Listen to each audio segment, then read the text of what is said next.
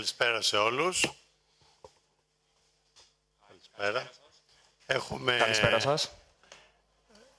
Θα ξεκινήσω εγώ έτσι να κάνω μια εισαγωγή, γιατί το τωρινό πάνελ στην πραγματικότητα συνεχίζει και τις προηγούμενες συζητήσεις, οι οποίες έχουν ξεκινήσει από πριν το μεσημέρι και είναι ενδεικτικό ότι από τόσες ώρες μιλάμε για την ναυτιλία και δεν έχουμε εξαντλήσει το θέμα και ούτε νομίζω ότι θα εξαντληθεί και όταν τελειώσει η σημερινή συνεδρία η δική μας. Είναι ένα θέμα τόσο μεγάλο και όσο και να μιλήσαν πολύ σημαντικοί άνθρωποι, ο κ. Προκοπίου, ο κ. Λασκαρίδης, άλλοι προηγούμενα, είπαν πολύ σοβαρά και ενδιαφέροντα πράγματα και μας δώσανε και πολύ καλές πάσες. Λοιπόν, το σημερινό πρόγραμμα λοιπόν, είναι το εξής. Έχουμε τα φορτία του μέλλοντος, στα οποία το session θα το προεδρεύσει εδώ ο καθηγητής ο κ. Moutzouris, ο οποίος είναι από το Besis Business School, στο Costas Grammenos Center for Shipping, Trade and Finance. Και να πω εδώ ότι ο καθηγητής, ο Κώστας Γραμμένος, δυστυχώς, ο οποίος θα ήταν co-chair μαζί με μένα στο πάνελ, δυστυχώς δεν είναι μαζί μας. Έχει μια ελαφρά ίωση, δεν έχει COVID, ευτυχώς, έχει όμως μια ελαφρά ίωση, η οποία δεν του επιτρέπει να ταξιδέψει κατόπιν εντολής των γιατρών του. Λυπούμαστε πολύ που δεν είναι μαζί μας. Νομίζω όμως ότι μας παρακολουθεί από το υπερπέραν του ίντερνετ και το Wi-Fi. Οπότε θα πιστεύω να χαρεί με αυτό που θα ακούσει. Στη συνέχεια θα έχουμε τα bunkers του μέλλοντος, τα καύσιμα του μέλλοντος. Το σχετικό session θα προεδρεύσει ο κύριος Γιώργος Καραγεωργίου, ο οποίος είναι ο CEO, πρόεδρος και CEO της Olympic Shipping and Management, με εκπροσώπους από τους 4 σημαντικότερους ασφαλιστικούς class societies του κόσμου, ειδικούς ο καθένας σε ένα καύσιμο και θα μας μιλήσουν γι' αυτό και στη συνέχεια, στο τέλος, κατά τις 5 η ώρα, πλέον εγώ μαζί με σημαντικούς εκπροσώπους της ναυτιλίας θα μιλήσουμε και την ναυτιλία στον ορίζοντα του 2030-2040. Να κάνω 2-3 επισημάνσεις πολύ γρήγορα. Ξέρω ότι τρώω τον χρόνο εδώ στο Μoutzouris. Συγγνώμη, να κάνω μια μικρή διακοπή. Μήπως θα έπρεπε να χρειάζονται ακουστικά για ταυτόχρονα μετάφραση. Σκόπευα να κάνω την παρουσίαση στα αγγλικά. Οπότε δεν χρειάζεται. Okay. Οπότε δεν έχουμε, στο session μας δεν έχουμε container ships και passenger ships και άλλα πιο ειδικές κατηγορίες πλοίων. Κυρίως ασχολούμαστε με τα πλοία που μεταφέρουν φορτία χίδιν και υγρά φορτία. Δεν ασχολούμαστε τόσο πολύ, μάλλον καθόλου, με containers και passenger ships. Αυτό έγινε εκ προθέσεως, θα έλεγα, γιατί είναι μια ειδική κατηγορία, απαιτεί μια ειδική συζήτηση, ίσως σε κάποιο άλλο session. Να επισημάνω επίσης ότι ο στόχος μας δεν είναι να προσφέρουμε απαντήσεις, αλλά να δημιουργήσουμε τα ερωτήματα. Δεν νομίζω ότι υπάρχουν απαντήσεις, το είπαν και οι προλαλήσαντες σε αυτή την αίθουσα. Δεν υπάρχουν απαντήσεις. Καλό όμως είναι να θέτουμε τα ερωτήματα, να τα συζητάμε και να βλέπουμε ποιο consensus μπορεί να δημιουργηθεί για να προχωρήσει η ναυτιλία στο μέλλον.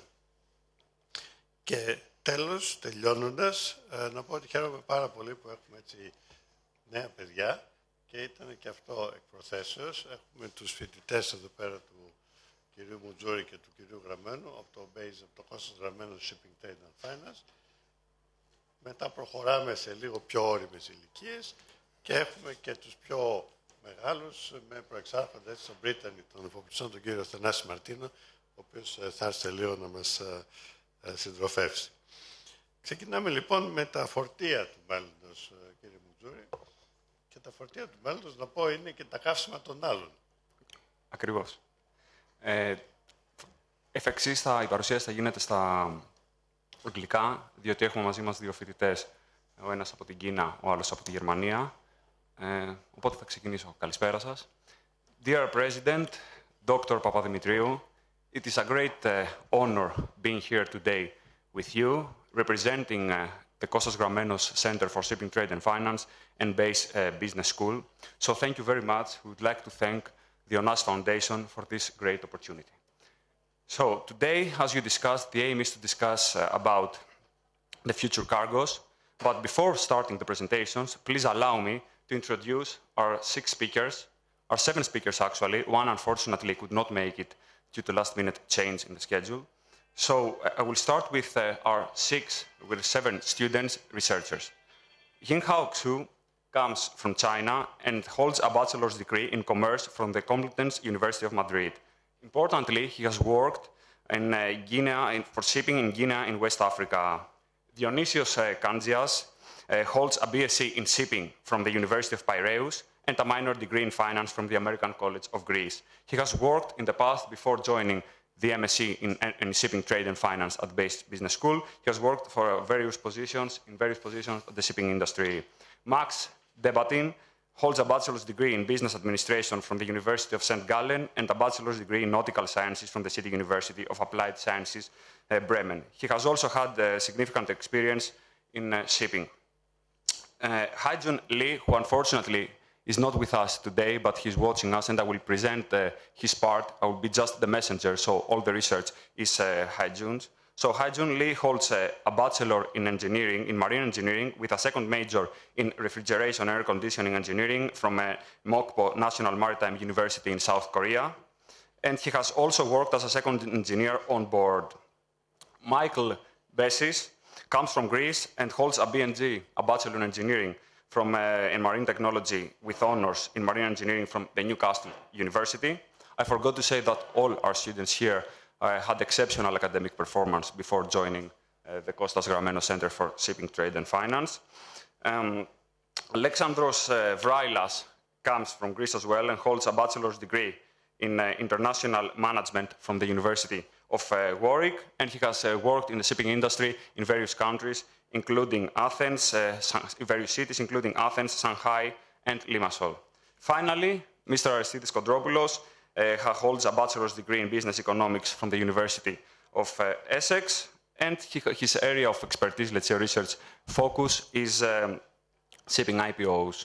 So this is the panel today. Thank you once again for the opportunity to present. And before starting with Yinghao, I would like to set the scene and what is the aim of this presentation.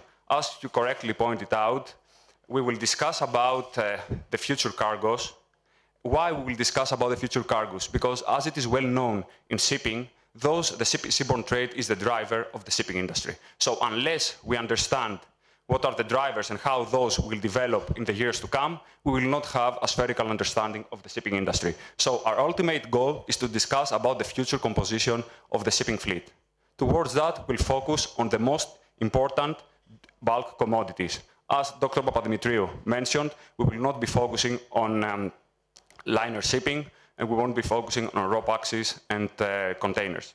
Now, having done so, to achieve that aim, we will start with the status quo, that is, how is today the situation in seaborne trade, and how it is the situation in the current fleet. Vessels, as you know well, have a long economic life, so the decision to invest in a vessel affects the company for the next 20, 25, or maybe 30 years. So it's a major decision, and there is a lot of uncertainty in the environment due to decarbonization, of course. So without further ado, I would like to welcome Yinghao Xu. Yes. Ladies and gentlemen, today I'm very honored to make a speech here. And at first, thanks to Onassis Foundation for giving me these opportunities. Today, my topic is demand for crude oil and the supply of the fleet, status quo and the forecast. The first part, I will talk about the changing structure of the global energy. According to the latest BP Energy Outlook, it describes three scenarios: accelerated, net zero, and new momentum. Net zero means reducing the greenhouse carbon gas emissions reach to zero, and the new momentum means business as usual. The first graph is about the fossil fuels as the share of the final consumption. It will decrease from 65% in 2020 to between 30 and 50% by 2050. And the oil demand, it will decrease from 100 billion barrels per day in 2019 to between 20 and 80 million barrels per day by 2050. And primary energy by fuel, the proportion of the oil will be smaller and smaller. It will decrease from 200 exajoules in 2019 and to become between 50 and 150 exajoules by 2050. In the future, the renewable energy, the modern renewable energy will dominate the market. It includes wind, solar, and biofuels, etc. Next, I will talk about the seaborne crude oil export trade and growth. The global seaborne crude oil trade grows due to the pandemic, COVID pandemic in 2020. It decreased significantly, almost 7.6%. But in this year, the COVID pandemic subsides gradually, and the global economy will recover step by step. So it is expected to increase 4.4%. And recently, because there is a conflict between Russia and Ukraine, and the European countries decide to reduce the dependence on the Russian crude oil imports and shift its imports to United States and the Middle East.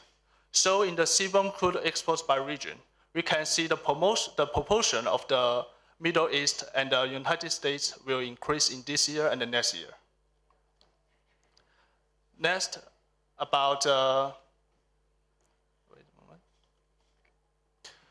Next, we can focus on the crude tankers fleet demand and the supply. Due to the same reason about the COVID pandemic, it decreased almost 8% in 2020, and it will increase more than 7% in this year because of the recovery of the global global economy. And about the VLCC fleet, the conflict between the Russia and Ukraine also affect the VLCC fleet development because the global crude oil trade will turn to the long-distance route. It is expected to reach 255 million deadweight tonnage in this year. Next, I will talk about the forecast. Forecast of the crude oil demand according to the International Energy Agency data. North America and China will continue to be the largest two regions over the next 20 years about the crude oil demand.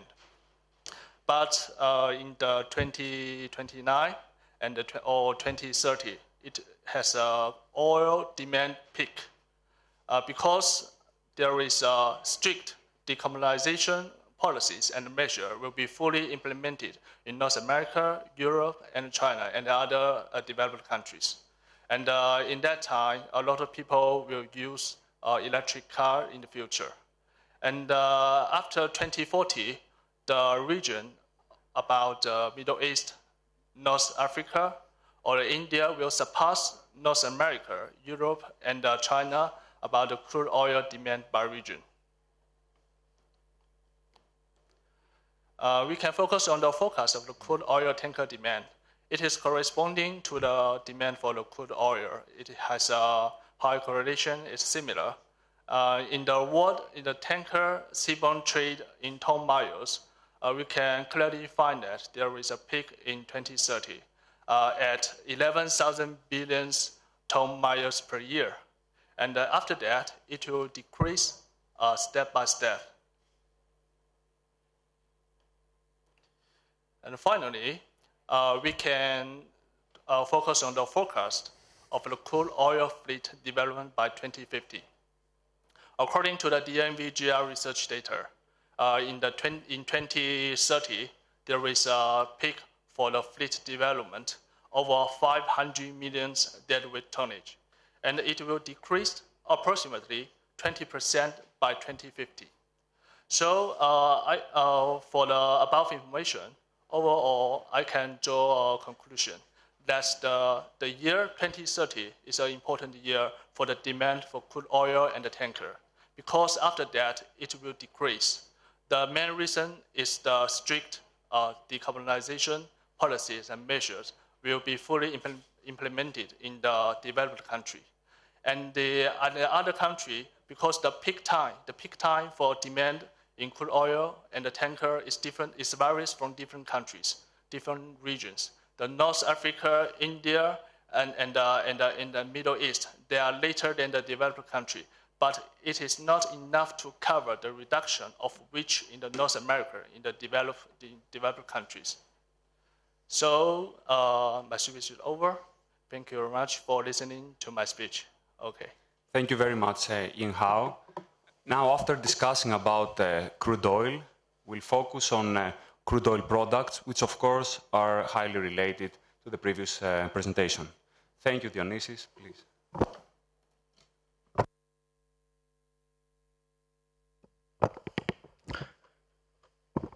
Thank you, Yinghao. It was a great presentation. It's an honor for me to be here and present to you today. I would like to thank Onassis Foundation for this opportunity. I will talk to you about the demand for oil products and the supply of the fleet. Firstly, there is a high correlation, about 70%, between crude oil trade and oil products trade.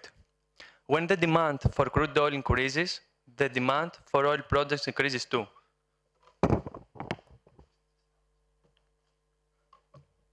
And the opposite. This mainly because both are highly affected by the same environmental and governance regulations. In 2020, the leading importers of oil products are the United States, which import oil products for $31 billion. Then, the second major importer was Singapore, which imported oil products of $30 billion in value, and then were the Netherlands, Mexico, and China. On the other side, the major exporters was the United States, with 58.4 million barrels per day in value. Then Russia exported oil products for $48 billion. The Netherlands, Singapore, and India follows.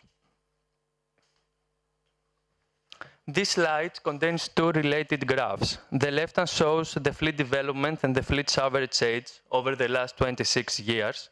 The right hand shows the deliveries and demolition per year for the same period. Until 2005, the market was not well developed. There were not many vessels and the average age was 16 years. From 2007 to 2011, there were a lot of deliveries and a few demolitions as the freight rates were high. Consequently, the fleet development highly increased from 80 million barrels deadweight to 120 million deadweight. The fleet's average age decreased, 8 years. On the other hand, from 2012 till today, there are not so many deliveries, and the fleet development has slightly increased, less than 130 million deadweight. In the last 3 years, the delivery and demolition levels have been very close. Therefore, fleet development is almost stable.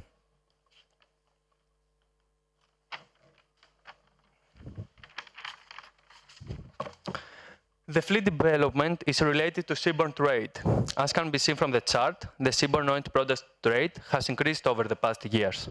Specifically, we observed a high increase from 2004 to 2010, from 650 million tons to 930 million tons, which justifies the increase in fleet development during 2007 to 2011. Shipping generally follows the demand. In the last 4 years, the seaborne trade has significantly decreased due to regulation and pandemics, and the fleet development is stable. What is expected to happen over the following years? By 2025, the total demand for selected oil products is expected to increase from 90.6 million barrels per day to 103.6 million barrels per day. In the next 20 years, from 2025 to 2045, demand will grow by just 4.5 million barrels per day, almost stable. Kerosene is an exception, as it's likely to increase from 4.4 million barrels per day to 9.9 million barrels per day. So, the global seaborne oil products trade will reach peak volumes before 2030. Trade in oil products will first level off and eventually decline, as their use will decline. On the other hand, total oil products demand will forecast to increase till 2040 and then be stable. Some producers may increase their consumptions.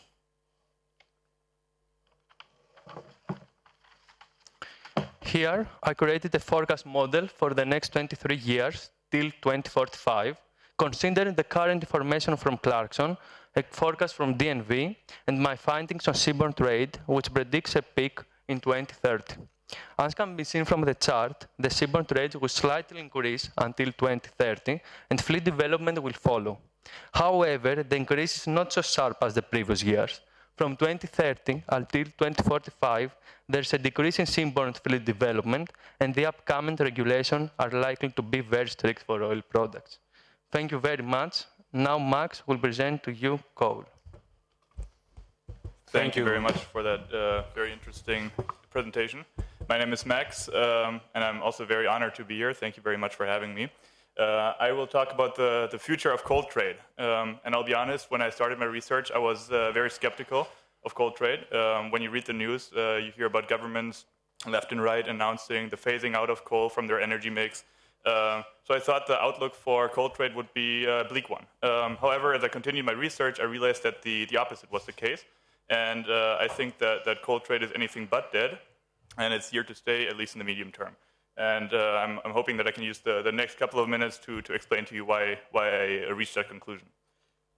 So I think a good good place to start with analyzing coal trade is the status quo. Here you can see the main trade, the main trades of coal internationally. On the left side we have the exporters. The main exporters being, of course, Australia, Indonesia, Russia. We'll see how long that's going to stay like that. And South Africa plays a role as well. On the right side, we have the main importers are all Asia, or all located in Asia. We have India, China, Japan, and Korea. Those are the main importers. The main takeaway from this slide should be that coal trade, international coal trade, is a very concentrated market. We can see here the top 10 importers and exporters of coal, and they make up 80% of the global trade volume. So it's a very quite concentrated market. Now, volumes are interesting and one thing, but really in shipping, what we care about is ton-mile demand. So what I've done is I multiplied the volumes in each of those country pairings on each trade by the average distance between those two countries. So for example, India is about 3,000 nautical miles away from Indonesia. So I multiplied the trade volumes with that number. And the result is this graph here. So the dark blue graph, or the dark blue bars here, they represent the ton-mile demand, which can be attributed to each importer. So for example, India's ton-mile demand amounts to about 900 billion ton-miles in 2020, or otherwise the demand for seaborne trade of coal. The light blue bars, they represent the average haul, so the average distance that each coal shipment has taken to reach the respective country's shores. So in India's case, for example, it's about 3,000 miles that each shipment of coal, or 4,000 actually, that each shipment of coal has taken. One really interesting thing here is that the top 4 countries, the top 4 ton-mile demand countries represent 70% of seaborne trade of coal. Now, this is very useful when you study the future of coal trade, because basically you have to look at these countries really in detail and study those countries, and then you can make very solid predictions about the future of coal trade internationally. Another interesting thing is that we have a couple of countries, especially those in Europe and in South America, which have a very high average haul. So while the volumes of those countries, the import volumes, are not very high, any change in import volumes from those countries is going to make a big difference in the overall ton-mile demand. So having said this, let's look at the future of coal trade.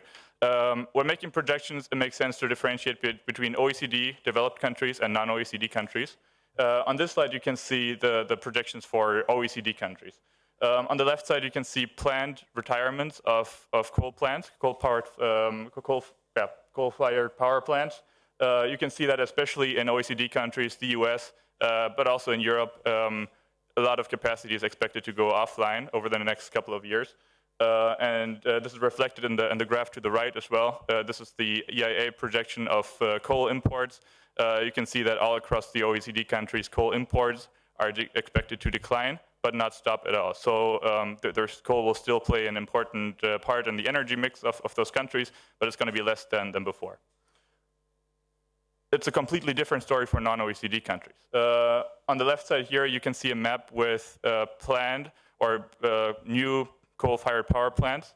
Every dot on the map represents a coal plant that's either announced, planned, permitted, or currently under construction. You can see a lot of activity in China, a lot of activity in India and in Pakistan. And these countries simply need coal power to sustain the energy needs of their growing populations. So there's no way for them to switch to renewables like the OECD countries can. As a result, we have increasing import projections, especially from India. China is a little bit different. China's imports will likely decrease. That's not because consumption of coal will go down in China, but it's rather because China is ramping up its own domestic production of coal. So they're going to meet their coal demand on their own. This view here is just an aggregate view of what we just discussed.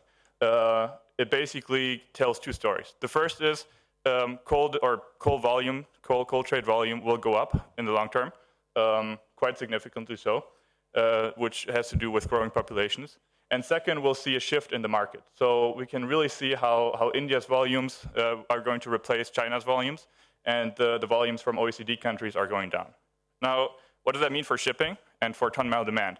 The overall ton, the ton part of the equation will go up, but the mile part of the equation, the average distances, will go down because countries like India have a shorter average haul than countries like China have. So this is also reflected in this graph here. This basically is the conclusion of my presentation. It shows the projected ton-mile demand for coal shipping. We can see a very significant increase in the next decade.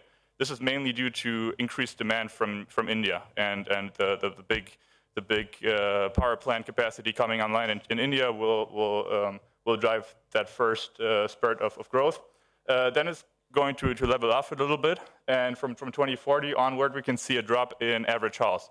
And this drop in average hauls is expected because China will basically leave the coal market or will decrease its imports.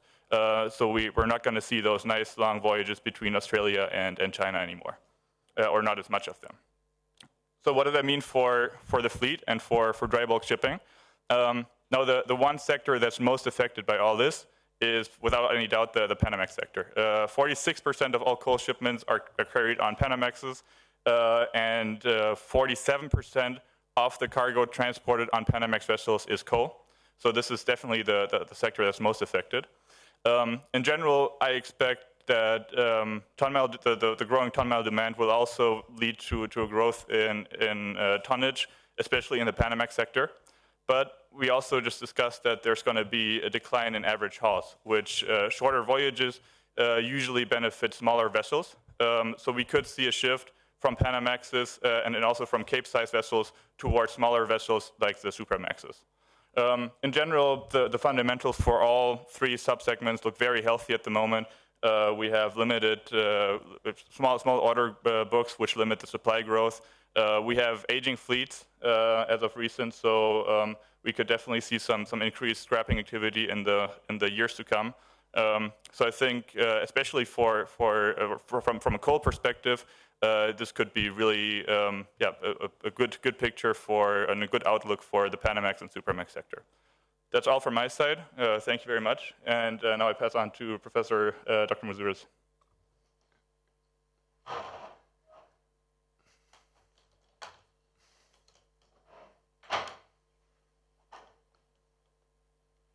Thank you very much, Max, for the insightful presentation. Also, thank you very much to the previous two speakers. Now we'll start. I will have to mention again that, unfortunately, Haijun Lee, who performed the research and prepared this presentation, cannot be with us today to present. So I will present his part. So this is not my research. All the credits should go to Haijun Lee for this research. So we'll discuss now about a very important LNG fuel, very important fuel, LNG, so liquefied natural gas, which probably is the most hot fuel at the moment. So, to discuss, however, in the next sessions about LNG as a shipping fuel, we'll have first to discuss about the evolution of LNG trade and the fleet that will facilitate the seaborne trade of LNG. So to that end, we'll start here as with the previous presentations with the status quo. So we can see here that natural gas in general can be transported either via vessels, so liquefied natural gas, or pipelines. Significantly, importantly in this slide, we can see in the left-hand side graph, we can see that LNG trade has increased substantially over the last years. And also you can see it's well known in the shipping economics that seaborne trade drives the supply of the fleet, so shipping supply. However, there is a lag between the two.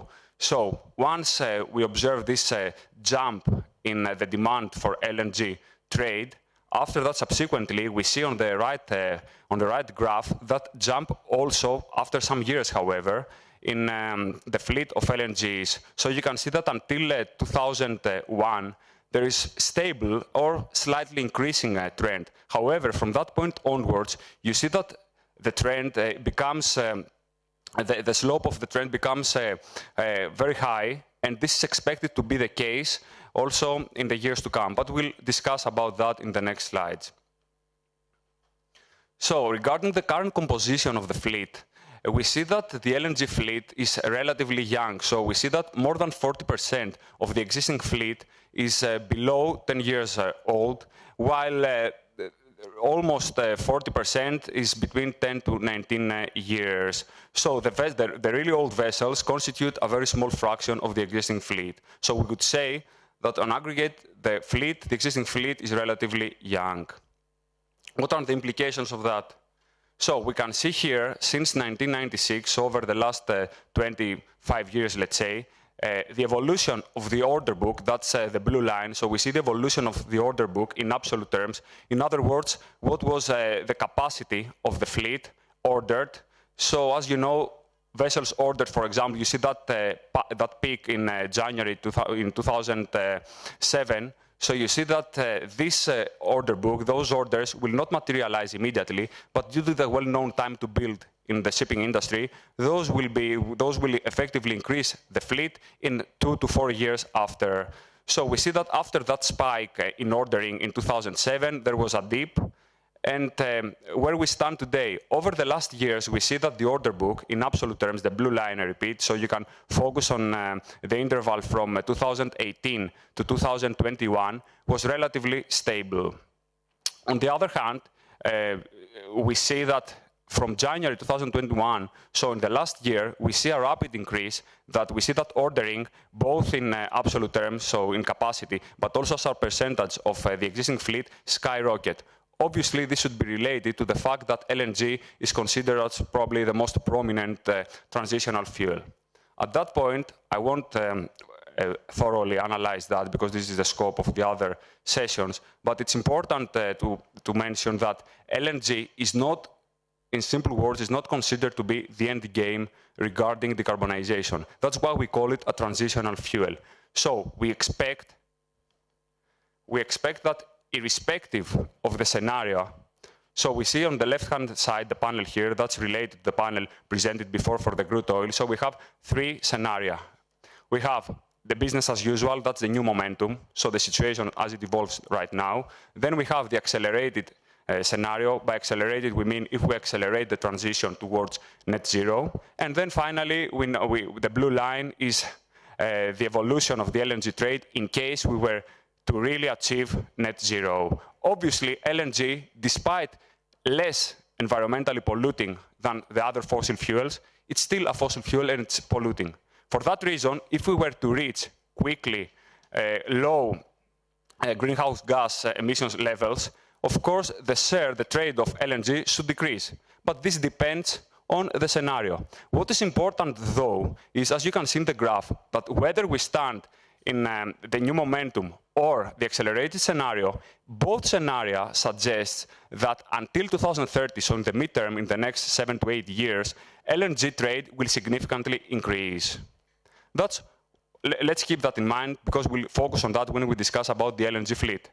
Next, let's see that, and that's the case, it was mentioned in the previous presentations, that we discuss, of course, about the future evolution of a given trade, that's on aggregate. However, there is huge heterogeneity among the countries. So we see that some traditional importers are expected to decrease their imports of LNG, while some other economies, emerging or developing economies, are expected to increase it significantly. So there is this mismatch that depends, of course, on the stage of maturity that a country's economy has reached. So apart from examining, let's say, in total terms, the evolution of a trade, it's important also, especially for shipping, to examine also which are the importers and exporters, because this ultimately will affect the seaborne demand. So that's the situation with the expectations for the LNG trade. So as we discussed before regarding the order book, we see that the economic life, we know that the economic life of an LNG vessel is roughly 20 to 25 years. And we see that here in this graph, the really old vessels are a very small fraction of the total fleet. As such, we expect scrapping activity in the future to be a small fraction of the fleet. Despite that, however, we see that the ordering of new vessels has significantly increased over the last year, which of course can be attributed to the new regulations regarding decarbonization. So on the one hand, we have limited scrapping activity, and on the other hand, we have increased ordering. So depending on the scenario about LNG trade, we should expect the LNG fleet to adjust accordingly. However, irrespective of the scenario, we expect that in the next 7 years, LNG trade and LNG fleet will significantly increase. What happens in the long term, that is after 2030, so to 2040 or 2050, will depend on the evolution of the LNG trade, whether we stand on the accelerated, the net zero, or the new momentum scenario, and the fleet is expected to adjust accordingly. So thank you very much for that. And thank you, of course, to Haijun Lee, who prepared all these presentation slides and done the research. Now we'll go to Michael Besis, who will discuss about renewables.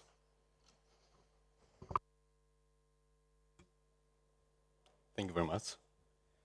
So, So the influence that alternative fuels will have on the future of cargoes is not as straightforward as with the other commodities. Therefore, it is essential to understand which fuels will accommodate the future energy demand. Currently, MGO and HFO dominate the total demand.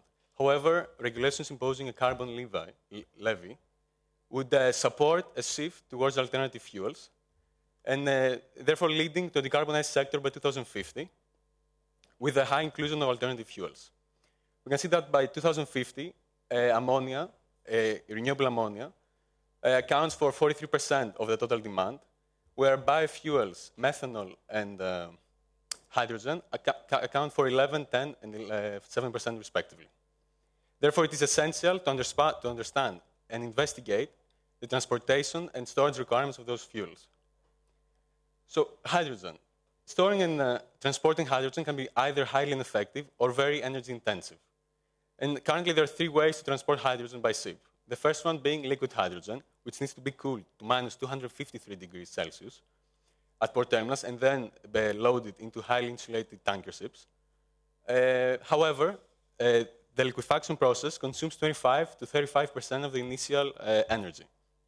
The second option is liquid organic hydrogen carriers, which allows hydrogen to be transported as a liquid without the need of refrigeration. And therefore, the current crude oil and oil product demand could be utilized. And finally, the most prominent way to transport hydrogen, is ammonia, which has a 59% greater energy density than hydrogen. Now, ammonia is produced by synthesizing nitrogen capsule from air and hydrogen. And depending on how the hydrogen is produced, it will be categorized into green, blue, gray, or brown. Gray, brown, and blue ammonia dominate the current production, which is mainly used in fertilizers. However, demand for green ammonia is projected to begin at around 2030 and reach 3.3 exajoules in 2050. Due to this, ammonia can be stored at atmospheric pressures at minus 33 degrees Celsius, and as a result, does not require cryogenic tanks. However, refrigeration is necessary. The main disadvantage, however, is ammonia's toxicity, which can be so severe that it can be dangerous to life and health. Now, the global ammonia due to these requirements, ammonia is transported by LPGs or ammonia carriers. The global ammonia carrier fleet currently counts for around 250 vessels, with a total capacity of 8.7 million deadweight. And ammonia-derived LPG carrier demand currently accounts for 7.1% of the total LPG demand, and is projected to reach 12% by 2050. However, the overall LPG demand is forecasted to decrease due to the relation to oil, gas production, and refining, which is expected to fall in the coming years. Now, what is biofuel? Biofuels is considered any fuel that is produced with biomass and is considered a green or zero carbon fuel because the biomass has captured CO2 in its lifetime before emitting it back into the air while burned. Liquid biofuels are of particular interest because of the vast infrastructure already in place to transport them. The most produced biofuels are ethanol and biodiesel. Ethanol is being produced from sugar, converting sugar to alcohol with fermentation, whereas biodiesel is produced from vegetable oils, waste cooking oils, or animal fats. Although there is already demand for biofuels, demand for advanced biofuels is forecasted to reach 0.65 exajoules by 2030, all the way up to 0.83 exajoules by 2050. And now, liquid biofuels can be transported at ambient temperatures and pressures, and therefore tankers can be used. It is forecasted that biofuels will account for roughly 2.5% of the total tanker market by 2035 and reach almost 11% by 2050. The overall tanker market, however, is expected to decline as crude oil demand is expected to fall, while the proportion of trade of liquid biofuels to oil is to remain low. Now, methanol. Methanol can be produced either from coal, natural gas, biomass, or renewable hydrogen with CO2, and can be categorized into gray, blue, and green methanol, respectively. Methanol is currently available in over 100 ports today, with a yearly methanol production of 98 million tons. However, less than 1 million is produced renewably. Demand for renewable methanol is projected to reach 98 million tons in 2040, and all the way up to 191 million tons in 2050. Methanol is being transported using methanol carriers, which is a category under the product and chemical tankers. Now, currently, methanol can be found in the LR1, IMO 2, 3, and MR sector, with a total share of less than 1.2%, with 91 vessels currently trading. And it's in the, whereas when it comes to the order book, methanol carriers account for roughly 11% of the current methanol carrier fleet, with 10 vessels to be delivered. And finally, it is important to understand the ultimate goal, which is to move away from fossil fuels into renewable energy. To achieve that, transitional fuels are paramount to comply with the upcoming regulations, until the necessary infrastructure is in place to accommodate zero-carbon fuels. As a result, LNG and methanol are two of the most prominent fuels to be discussed as transitional fuels due to their lower emission factors compared to HFO, emitting 2.75 tons of CO2 fuel burned compared to fuel burned, and methanol, whereas HFO has 3.11 tons of CO2 per ton of fuel burned. Finally, zero-carbon alternative fuels in discussion currently are hydrogen, ammonia, synthetic methane, biofuels, renewable methanol, and renewable ethanol. Thank you very much. Thank you very much, Michael. We'll now move to iron ore and Alexandros Vrailas. So, hello everyone, I'm Alexandros Vrailas, and I would first like to thank the Ioannis Foundation and Dr. Moutzouris for providing my peers and myself this incredible opportunity to present at such a prestigious event. So, I will be tackling iron ore and bauxite. First of all, check the status quo, and then make the forecast for 2030 and 2040. So, we'll first start with iron ore. So, just to provide a quick summary, iron ore is, as you know, the rock and the mineral from which we can extract iron, and we can therefore produce steel. And it is the second largest commodity that is being traded by sea after crude oil, and represents specifically 15% of the total share of seaborne trade.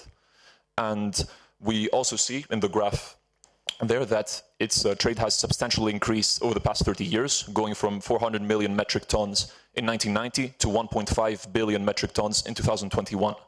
And the reasoning behind all this substantial rise can be derived primarily from the demand factors, and most notably the fact that countries began making significant investments in steel and industrial activity. And from there we can particularly distinguish China, which, especially since the 1980s, saw its economy improve and made its transition into industrial activities and steel manufacturing. And furthermore, once it joined the WTO in 2001, it began importing more and more iron ore, hence the increase that we see from the 2000s onwards. And furthermore, other major demand factors are the fact that iron ore is also transported through quite adequate chartering conditions, meaning that most of ship owners and charterers operate through long-term contracts, which will imply that seaborne trade will remain practically constant and increase as time goes by. And we can also see that there's countries that implement environmental regulations which call for the transportation or not of iron ore. And reasoning behind that explain this rise are also from the supply side, because we saw that there's improvement in infrastructures and most notably iron ore terminals, so Qingdao in China or Tubarão in Brazil, to name a few. The improvement of the fleet with the introduction of Vale Max's vessels in the 2010s, and also the entrance of potentially new players including Guinea, for example, which will begin exporting iron ore from 2026. And having said that, we can have a quick overview of the major iron ore exporters and importers. So this is data from 2020. So from the exporter side, we can clearly see two countries standing out, namely Australia and Brazil, which export 75% of the total iron ore. Whereas from the importer side, we can notice that there's one country that again stands out, namely China, with 75% of the total iron ore imports coming there. And having also said that now, we can also take a look at the current fleet overview. And I particularly focus on Cape-sized vessels because 90% of the iron ore is being transported on board these vessels. So since 2017, we have noted a steady rise, even though the order book has remained at quite low levels, and more specifically at 6 to 7% of the total fleet, which is far lower than the 14% that we had observed in 2017, and even lower than in the late 2000s, early 2010s, back when Cape sizes were being ordered at substantial amounts.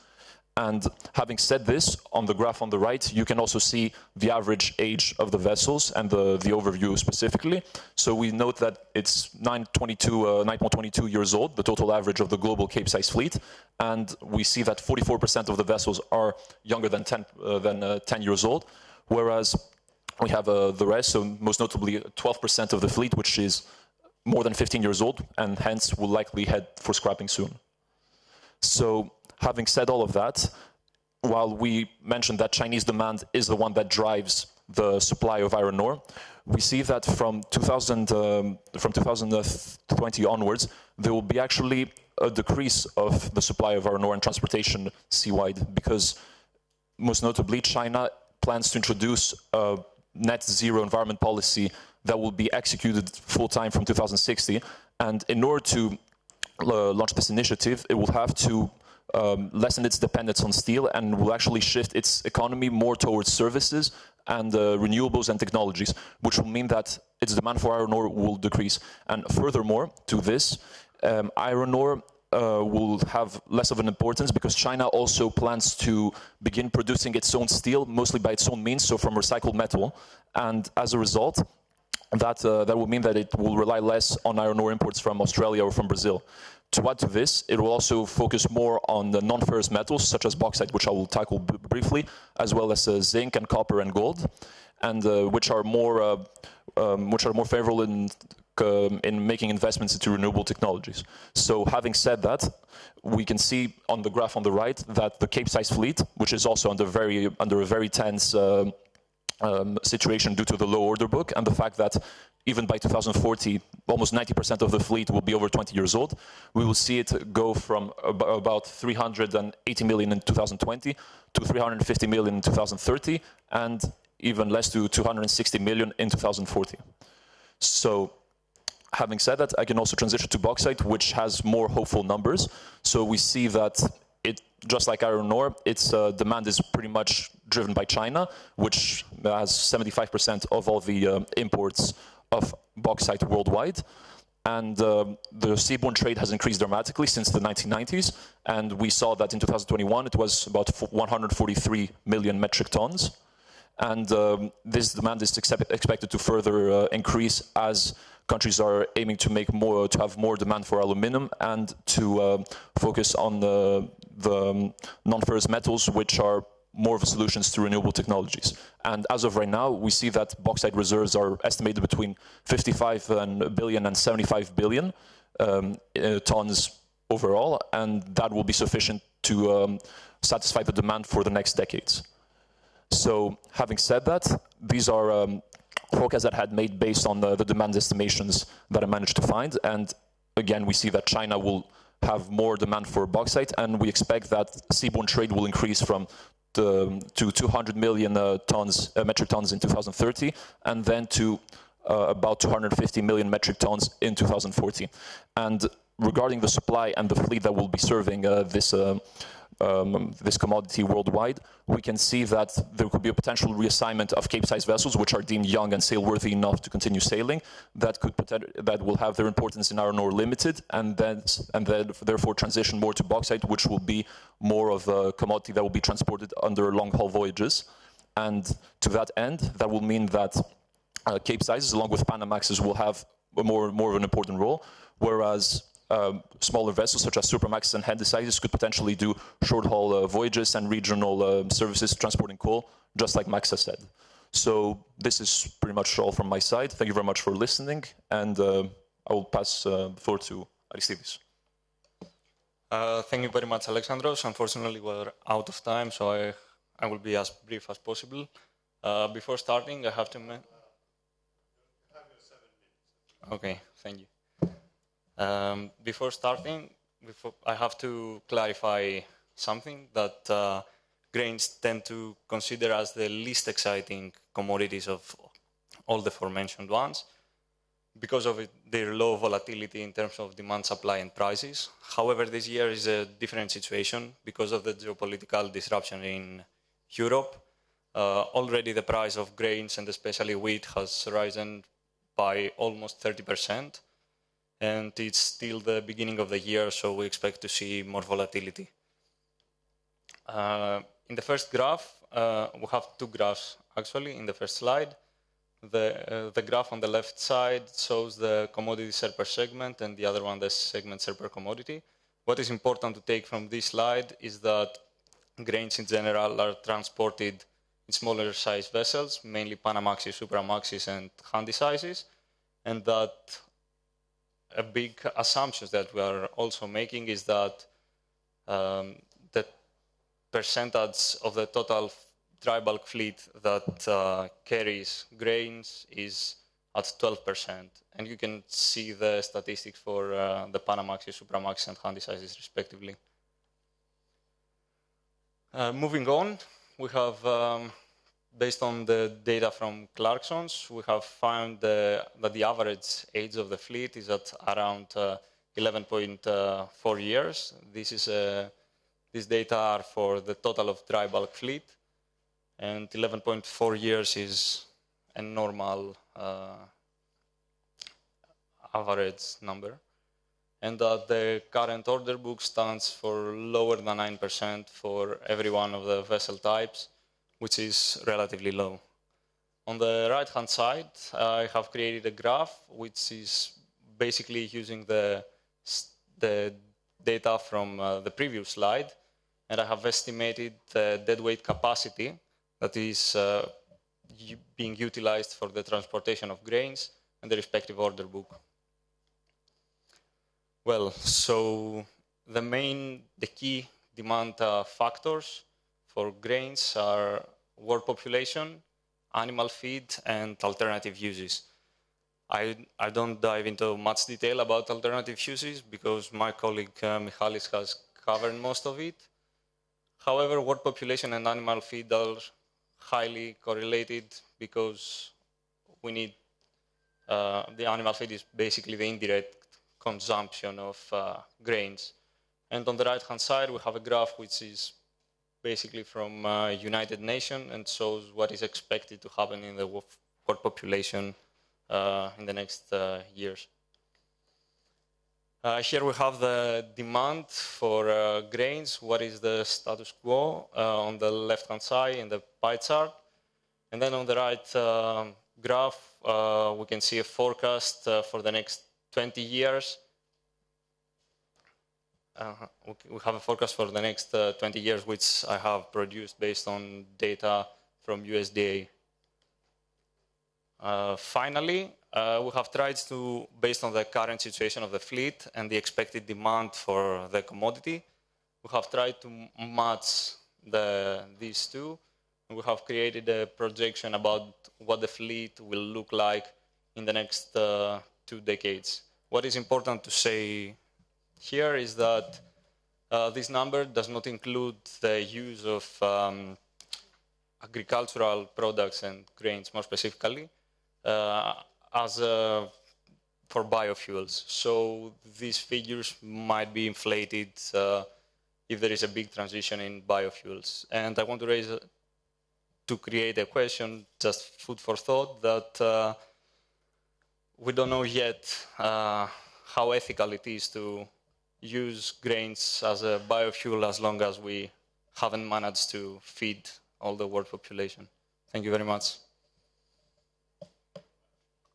Thank you very much, Aristeidis. Thank you all for the great presentations.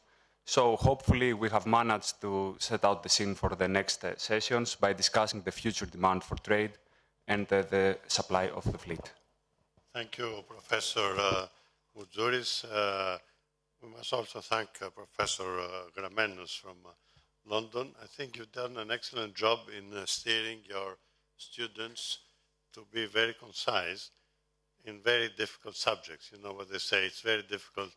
I would have written to you a much shorter letter if I had a longer period of time to write it in, but you achieved the feat of having short presentations addressing very important subjects, very complex subjects in a short time. Actually, thank you very much for this, but actually it was all students' work, so it was very easy when you have motivated students. Okay, so let's thank all the students.